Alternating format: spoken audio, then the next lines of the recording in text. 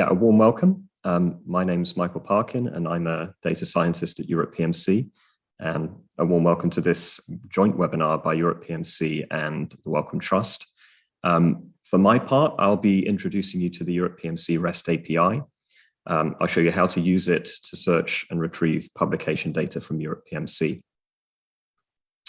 So I'll be starting with an overview of the data available by Europe PMC and the tools we offer to access this data. I'll then focus specifically on the RESTful web service with a couple of examples, followed by some points on the output of the API. I'll discuss some brief tips and tricks. And then finally, I'll have a few slides for you with links to access once the slides are made available after the webinar. So what is Europe PMC and what can you use it for? So Europe PMC is a resource hosted at the European Bioinformatics Institute, the EBI, and it's a freely accessible biomedical literature repository. It provides access to more than 39 million publications from various sources, most notably abstracts from PubMed, full-text content from PubMed Central, and preprints from various servers. As well as the literature itself, you can also find related information such as reference lists, citations, and cross-references to various biological databases. You can also access biological terms and concepts that have been text mined from abstracts and open access papers, and you can identify publications linked to author ORCIDs being unique digital identifiers for researchers. There are numerous ways of accessing the data hosted by Europe PMC, and you can select the one that's most appropriate to your needs. Although I'll be focusing today on the REST API, if you're doing large-scale analysis or you need access to files such as images and supplementary files, you might find the bulk downloads more suitable. As well as publication data, we also have grant and annotation databases which have their own respective APIs. You can find all of these links on the developers page on the Europe PMC website. So let's have a closer look at the REST API, how it works, and how you might integrate it into your own workflow. So in very general terms, an API is simply a set of rules for querying a database, in this case, the Europe PMC database. REST queries are in the form of structured URLs, and the response you get from the query depends on how you construct your URL. The Europe PMC RESTful web service is organized into different modules, and depending on the task you have, you can select an appropriate module. Each module has its own dedicated syntax and parameters that you can specify. So here's just a quick example of how a URL is constructed. You can see there's a data provider, in this case, the EBI, the resource that you're querying, namely Europe PMC, the tool you're using, the RESTful web service, and the name of the module. In this example, we're using the search module. And there's two additional parameters that we've provided in this query, a query and a sort. So this request in plain English translates to search for publications on malaria and search the results by the times the publication has been cited in descending order. You can simply copy and paste this URL into your browser to see the result. And so this is a REST interaction without needing programmatic access as such. So here's a quick overview of some of the methods that are available by the Europe PMC REST API. The most important one we just used in that last example is the search, which allows you to query the database for publications of interest. Also, the citations module allows you to access articles that cite a given publication, whereas the references module provides a list of publications referenced by a paper of interest. You can also retrieve information about biological database records citing a paper, access text mined terms, the full text of open access articles, or even supplementary files. If you were to follow the link at the bottom of this slide, you'd see a page like this, which is an interface generated by a tool called Swagger, which provides built-in documentation on how to use each of these API modules. You can also use the Swagger interface, which is on our website, directly on the page to try running your own queries, again, without needing to build any programmatic tools. So I'll now go over how the RESTful web service can be used for literature research with a couple of simple examples. So let's say you're interested in finding papers published on your topic of interest. In this case, we'd like to find publications on COVID-19. To do so, we'll use the search module and we'll construct our URL accordingly by providing our query and any additional parameters we want to specify. In this case, we're simply using COVID-19 as a keyword for the query parameter. If we paste that resulting URL into the browser, we'll get this list of results. You can see the total number of hits for our query, the query itself. We search for COVID-19, and the list of results returning information about the articles that match our query. The API can be combined with many programming languages. On the website, we provide example clients written in Java and Perl for our SOAP web service. If, however, you want to use another client, for example, Python, you can do so using the same methods and parameters that I've just shown for the browser interaction. So this is an example of querying the Europe PMC database using the RESTful web service with a Python client. It has elements that are like the web request we constructed before. We set a base URL, which specifies that we're going to be using the search module.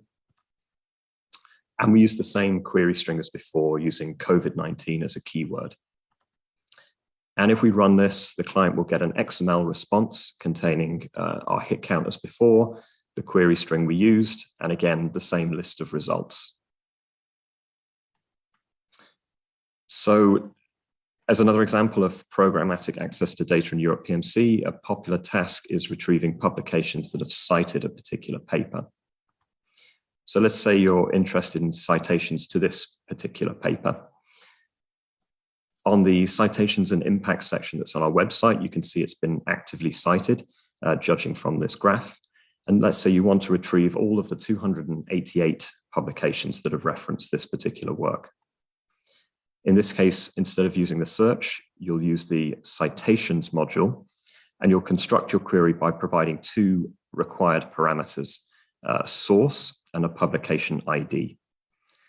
Those parameters are necessary to specify the publication that which you want to retrieve the citation list for. So how do you find those two parameters? The source is an internal to Europe PMC three-letter code that specifies the resource that's provided the data. There are many data sources included in Europe PMC, but some examples here of the most common. MED denominates biomedical citations from PubMed and Medline. PMC is the source for full-text publications from PubMed Central, and PPR is used for preprints that are generated using Crossref metadata. A full list of all of the sources and the corresponding three-letter codes are available in our reference guide. So if we'd like to find the source and publication ID for that paper we just saw, you can do so either using the search module, or you can do so by looking at the live site itself.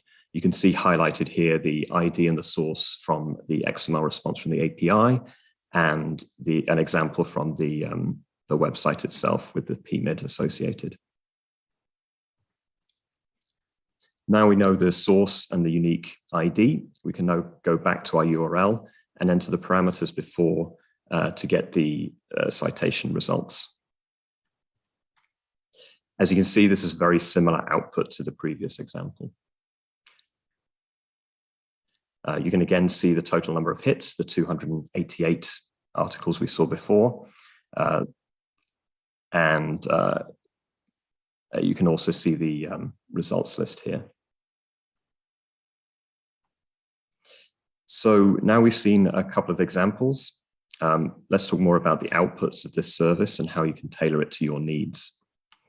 So a quick note that the default response format and all the examples I've shown you so far are in XML. And this is what's returned if you don't provide a specific format parameter. However, for all of the modules, you can always specify JSON as a format instead. And for the search module, you can also return results in the DC Dublin core format. Another important parameter that defines what type of data you receive is the result type parameter. The result type can either be one of light core, or ID list, with light being the default option. The light response returns some key metadata for a given search. Core returns the full metadata for a given publication. An ID list returns only a minimal list of IDs and sources for the given search terms. When you retrieve a list of results, they're arranged in pages with several results displayed on each page. To navigate between the pages, you need to use the cursor mark. The cursor mark specifies the results page that comes after the one you're currently viewing. So the first page appears as the default, and to recall the next page, you simply copy and paste the next cursor mark parameter, which is found at the top of your results list for a specific query. There is also a page size parameter that specifies the number of articles retrieved on each page. The default value is 25, and the maximum number of results per page is 1,000. So this particular example uses a page size of 200. The final thing to keep in mind is that you can sort your results. The default sorting of the web service output is by relevance, with the most relevant results matching your keywords, for example, appearing first. However, you can also sort your results by specifying the sort field. You can choose to sort by publication date, for example, to see the most recent publications at the top of your list, or perhaps by citation counts to retrieve the most cited works at the top of your list. After specifying a sort field, you must also pick ascending or descending sort order. So I'll just now spend a couple of minutes on some tips and suggestions that might help you when conducting a literature search. So, for example, to get an exact match for a term like anti-malarial compound, you want to enclose your terms in double quotes. The default, if you were to just use a space without the double quote marks, would be to search for either anti-malarial or compound. The enclosing in quote marks means that both words must appear one after the other. You can also broaden your search terms by applying synonyms using MESH terminology. MESH stands for medical subject headings, as well as the Uniprot synonyms list. The synonym search is off by default, and you can change that with the synonyms parameter to true or yes. So in this particular search scenario, we're retrieving publications that mention salicylic acid as well as aspirin as a synonym. If you'd like to restrict your search to specific sections of a publication, for example, to search only in the abstract, you can use the field parameter. As you're entering your query, you type the field parameter, in this case, abstract, followed by a colon, and then the keyword. So for more available search fields, you can refer to the web service guide. For anyone who uses the R programming language, there's an excellent R package which uses the Europe PMC REST API. So this example here uses a little bit of a more complicated query. Here we're looking for COVID-19 or SARS-CoV-2 appearing in either the title or the abstract of a publication. And with the source SRC PPR, we're restricting only to preprints. So in this example, we can pull out some particular fields of interest from the response that we get back. And we can do something like this and construct a nice graph showing the distribution of COVID-19 preprints over time and which preprint service they've been published in. So these next few slides are just some links to all of the information I've provided so far. I'd encourage you to take a look at these once the slides are made available after the webinar. But here's just some information on all of the documentation we have on the API. Some information about how to stay up to date with changes that we make to the API. There's a Google group which you can also use to ask questions to us. We have a tech blog which has some updates when we make changes to the API. And there's some use case examples from other organizations we've worked with detailing a little bit about how they're making use of the Europe PMC API. And finally, just a couple of bits of information about how to get in touch with us. And that's it from me. I will now, I'll now hand over. Okay, thank you, Michael, for this very clear explanation of the EPMC API. I suppose it makes my job much easier. I'm Antonio Campelo. I'm a senior data scientist at the Wellcome Trust. And the idea of this webinar following Michael's presentation was for me to present a little bit of how we use the EPMC API publications data or other data at the Wellcome Trust to do portfolio analysis. The structure of my talk today is going to be, I'm first going to just go through a quick introduction of how we use the EPMC API. What are the technologies that we use to query the API, and what are the usual sort of like recurrent use cases of the API. And then I'm going to dig a bit deeper into some recent use cases of the API, for example, for linking grants and publications, and then analyzing emerging topics, one that we did last year, which was discovering COVID-19 relevant grants. Just a quick introduction about the Wellcome Trust. For those who don't know us, we are the UK's largest independent charitable foundation. We support a broad range of discovery research and a special focus on 3 global challenges: mental health, climate health, and infectious diseases. And over the last 10 years, we have awarded way over £8 billion and received sort of like roughly 40,000 applications, and worked with 1,200 organizations worldwide. And so the applications and the grants that we give, they generate research outputs. They can be publications, clinical trials, patents, etc. And there's a high volume of those outputs. And with this volume of outputs, we're really entering into big data territory. So we really need some data science techniques and automated tools and APIs like the EPMC API to make sense of and to track the outputs of our grants. And for this, we come together as a data team at the Wellcome Trust. We are an interdisciplinary team, including data scientists, engineers, analysts, visualization experts, etc. And we're currently focusing on data infrastructure, data findability across the organization, portfolio analysis, and many more other data projects. And we are hiring. I'm gonna share a link at the end of the presentation for some open positions that we have at the Wellcome Trust. So if you know someone, if you're interested, or if you know someone, do get in touch, or maybe even better, encourage them to apply through the link that I'm going to share. And really, there are essentially 2 ways in which we are consumers of the EPMC API at the Wellcome Trust, or 2 main ways. And the first one is through a recurrent business process. We can sort of like daily, we query the EPMC API to look whether there are new publications which are attributed to the Wellcome Trust. And as Michael explained, you can do this through a very nice filter in the API. And then this can go into a data warehouse, which can then be exposed to the rest of the organization through visualization tools like Tableau. For people to be able to look at our research outputs.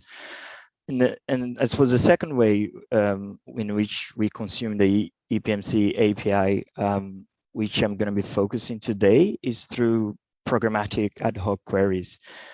We mainly use Python. So I'm going to show you hopefully a live demo of a wrapper in Python that we came up for the most usual queries that we run on the EPMC API, that you can run yourself with a little bit of Python, not too much.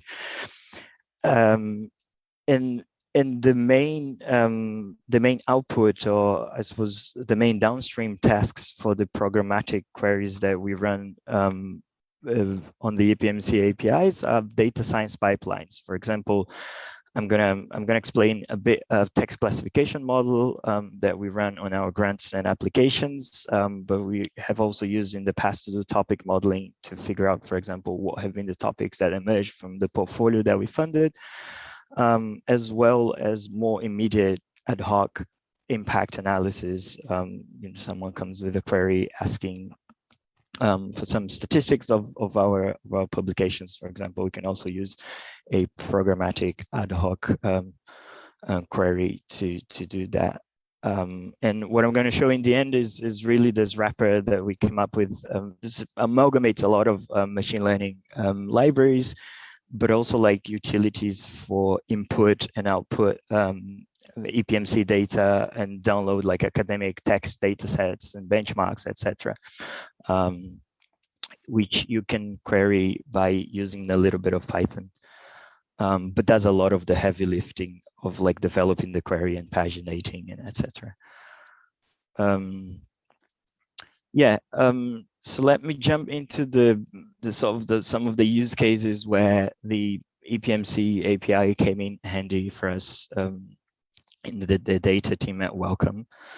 And the first one is really something that Michael mentioned in his talk, which is medical subject headings. And this is a very comprehensive taxonomy of medical publications. It has roughly like 30,000, if I'm not mistaken, concepts in which you can tag publications, but also other types of texts. And it's very handy to answer to some business questions. For instance, how much did we fund in malaria? Which might be something. And the idea, the reason why we need the EPMC API is internally, with the data that we have internally about the grants and applications, we can answer questions about which department has funded which grant, or perhaps which challenge area or which subdivision of the Wellcome Trust has funded which portion of the portfolio. But if you go to more involving queries, like how much did we fund in a specific disease, there's no immediate way to answer this question unless you have a taxonomy.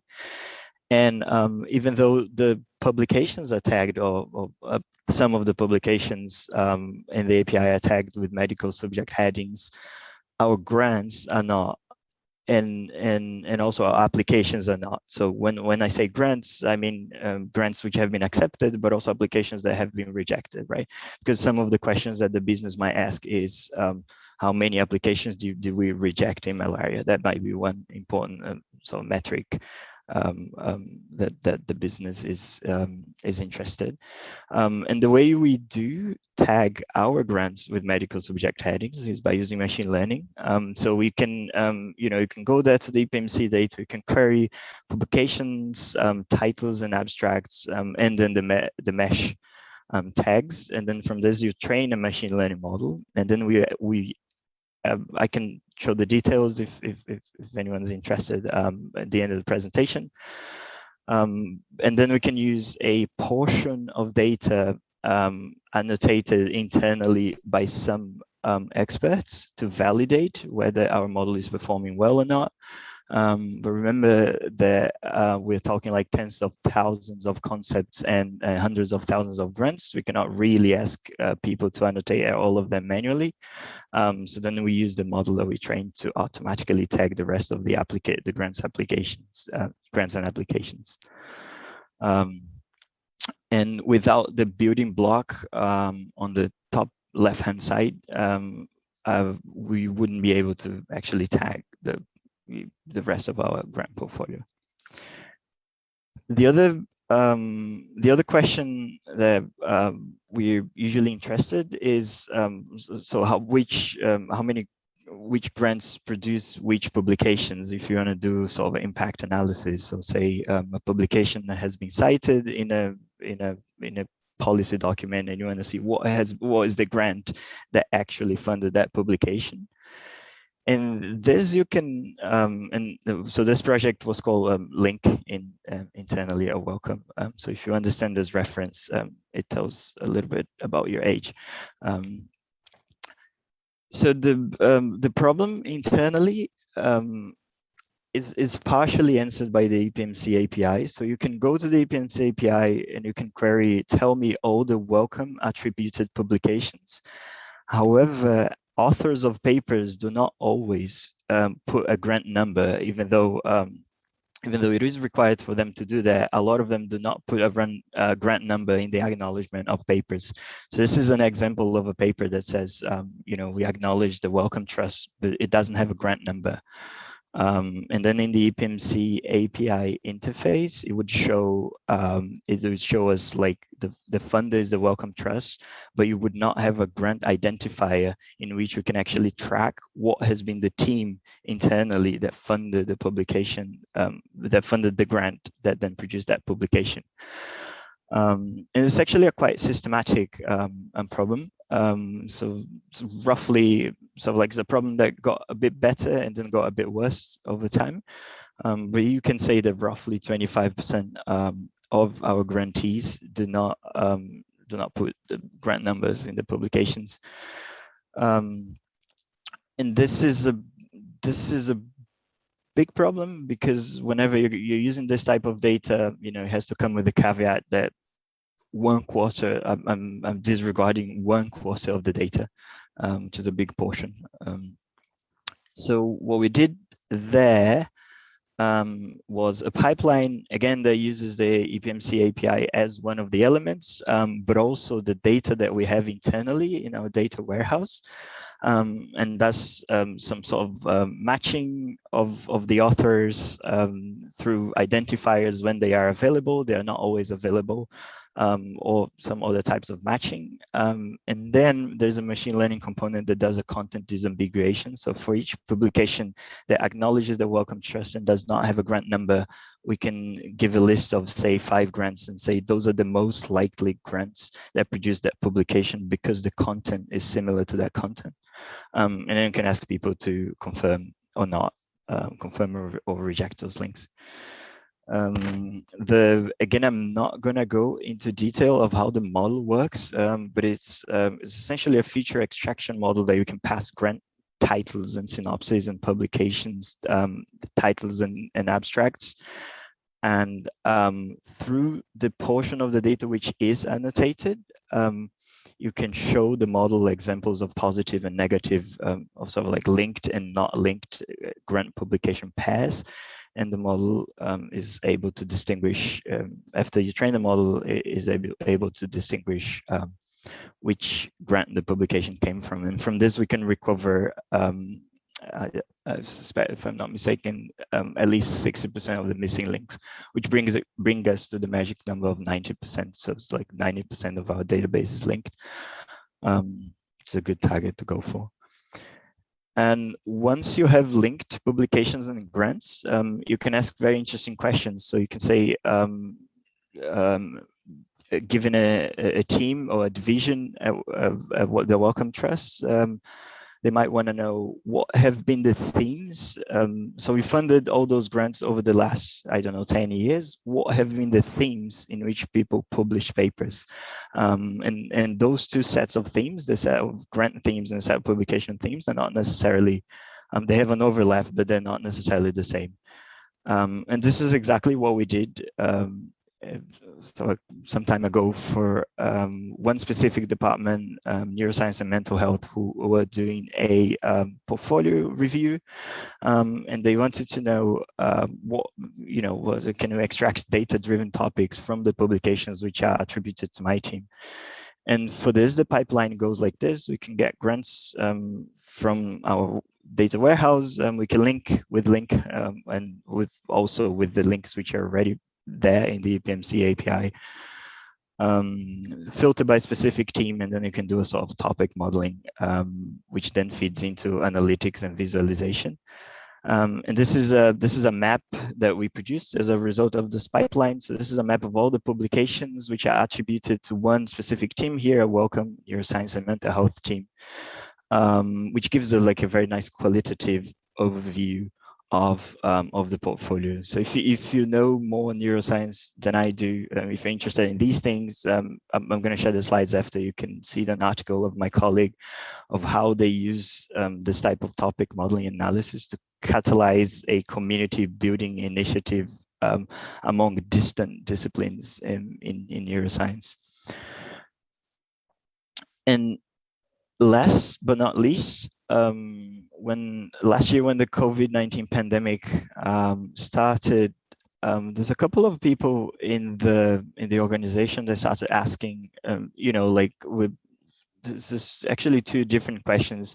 The first one is the UK is using scientific evidence, and they actually do publish the scientific evidence online. It's open.